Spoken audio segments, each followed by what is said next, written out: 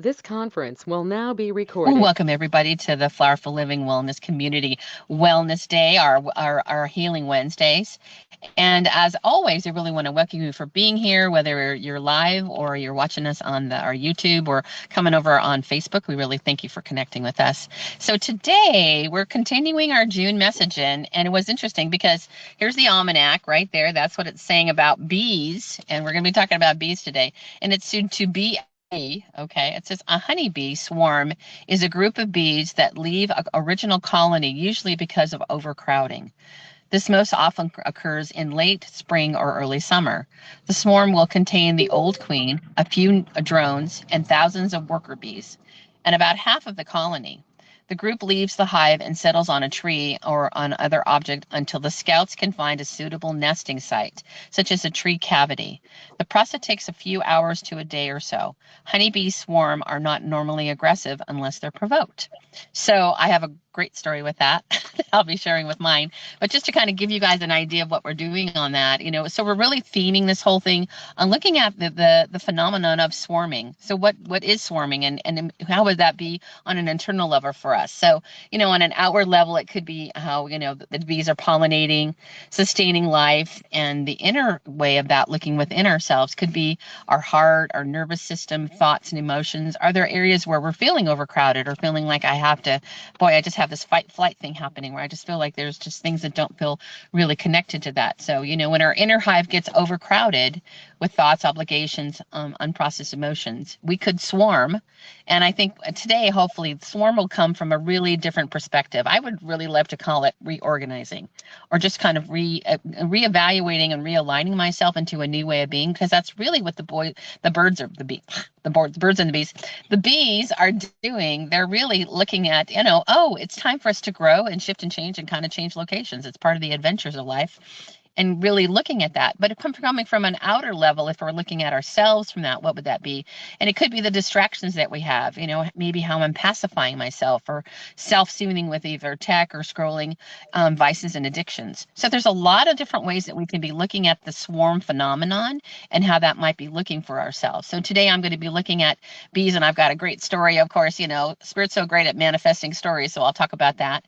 And then Amy's going to be sharing about the swarming nature of things and having it being a natural thing of the response to overcrowded. And as always, Amy's got practical tools to help everybody dealing with that overwhelming feeling of just like, I just got to go, got to move. And I think there's a lot of that happening right now. I hear a lot of people of like, I feel like I need to do something, but I don't know what that is. And so there's that angst that's kind of happening internally.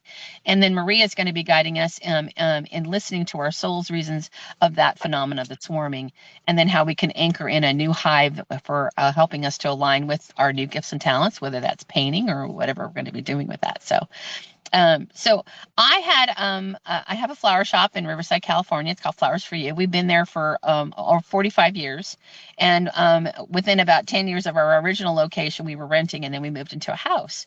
Well, recently I noticed that here we talked about bees, and it was interesting because when we were looking over the whole month, we realized, we had this message about the bees, and both Maria and I were like, yes, we need to do a story about bees, not necessarily knowing the theme of that when it came to a level of swarming or reorganizing or whatever that is. But we both, because there's a quote from, excuse me, from Albert Einstein, who said, if we don't have bees, we don't have life. And boy, if you look at that on a level of just this, magical miracle of a bee and what it really does for us on pollination and just all the different things that it brings to our lives, it's so significant of really being able to be that much more grateful for the bees, and then just really looking at them. And, along with that too, is like, not giving them any kind of reason to where we would have any kind of issues with that. So like it said, when it comes to being able, they're not aggressive unless they're provoked. I think we could look at ourselves that way too. Don't provoke me, I'm okay with you. So it looks really good with that. But with that, all this month we've been kind of thinking about the bees and all that kinds of stuff. So literally on Monday of this week, I noticed that I had a few bees that started coming into my flower shop, and they were wanting to go up into my industrial lights and things like that. And then the next day I had it where there were a whole bunch of them in my window that was facing the sun in the morning. And my daughter has been helping me out lately. And she's like, Mom, there's a lot of bees in here. And we kind of noticed one, and then all of a sudden we had all. And she's so great at getting information. She said, well, there's got to be, she said, we don't want to hurt the bees. So what can we do for that? So we went ahead and she found a beekeeper that literally is just lives up the street from my shop. I didn't even know about him until, the need presented itself. And he wants to be, he's Bob the beekeeper. And don't you love that? Instead of Bob the builder, he's Bob the beekeeper. And so he wound up coming over, and this guy's in his 70s, and he took a look at it, and he did the gentlest way he could to basically coax the bees out. He smoked the nest, and then he wound up putting a small pest strip in there, and he said they're not going to like living in there anymore because it smells and it's not where they want to be, so they'll find someplace else and move their hive someplace else. And literally today, I don't have bees. So just grow so great. Something simple. I didn't have to have any major kind of like, let's rip part of the building away so we can get to the hive, but just like knowing that there's another way that we can gently move and move something out of that. But what's really interesting too is like, so, here we talked about bees, the bees showed up, right? So I'm literally living with the phenomenon of the bee and looking at the bee. And, they're showing up all, there's a few strays that have been showing up in different places in my shop because they're trying to find their way out. And we keep opening doors so they can go where they want to go. But my daughter's name is Melissa, and Melissa means honeybee. So I've got all these bees, got a phenomenon happening. At my honeybee helped me to take care of the other honeybees. So I thought that was really cute. And the Bob the beekeeper was really cute because he said, you have the gentlest bees. These bees are not aggressive at all. And he said, how come? And I said, well, we don't want to hurt them. And we just, we want to appreciate them, but, don't live here. Go someplace else. So, it was really kind of just a cool, had a nice and new cooperative friendship with this guy who's a beekeeper and all that kinds of stuff. So go ahead. Does somebody want to make a comment? Amy? No? Okay. Well, I'm hearing sounds. Comment, but I didn't know. Okay, cool. So what I wanted to do was go ahead and look at it from, nature, working with the flowers, with Flowerful Wisdom, and really talking about that. So when it comes to bees, I looked, okay, what are the spiritual aspects of bees that we really can be appreciating with that, with just their whole way that they are with each other. And one of the first things that's really wonderful about bees is, they're all about community. It's about the interconnectedness and teamwork that a bee, and there's no way you're going to find a bee by themselves unless they're basically a scout looking for something. And other than that, they're always going to be taking consideration of the hive. So it's like every bee has a specific role and is highlighted in the importance of the community. So we all matter. We all matter. And knowing that we are all part of the larger hive of life and the divine destiny. So it's that cooperation with completions and projects that they have. And no small action is taken for granted because they all have their ways that they serve. They all have their ways that their gifts and talents are being done. So I love that we wind up having a Vicky being with her painting because it really shows that all those things that we wouldn't necessarily know as gifts and talents are something that really can just trigger something in us. Because I've heard it said that, every painting that you look at, it has codes inside of it that activate us in some way. So, if you go to a museum and look at paintings and things like that, you just get changed because you're looking at all these different colors and everything in certain ways that activate parts of our brain, part of our soul, really. They're soul paintings that really help to activate us, which is really great.